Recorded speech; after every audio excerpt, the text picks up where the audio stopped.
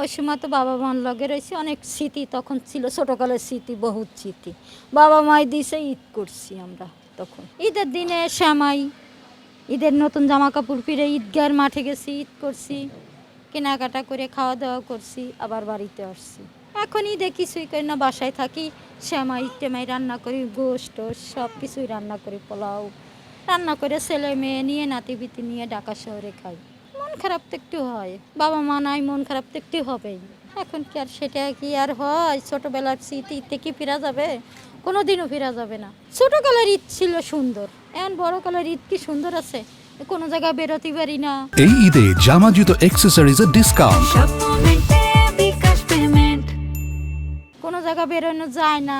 আগে তো সব সময় বেরোইছি, ঘুরছি ফিরছি, সেই সময় আনন্দ হচ্ছে অনেক রকমের। এখন আর সেই আনন্দ নাই। না, বাবা মায় জামা চাইছি, আমি সবার বড় ফ্যামিলির ভিতরে, আমি 5 ভাই বোনের আমি সবার বড়। মন তো খারাপ হবেই। আগে স্মৃতি আর এখনকার স্মৃতি অনেক আকাশ পাতাল ব্যবধান। আর আমার আব্বু মারা গেছে আজকে 22 বছর, তখন আমার এই এই নাতির বাপ 5 বছর বয়স।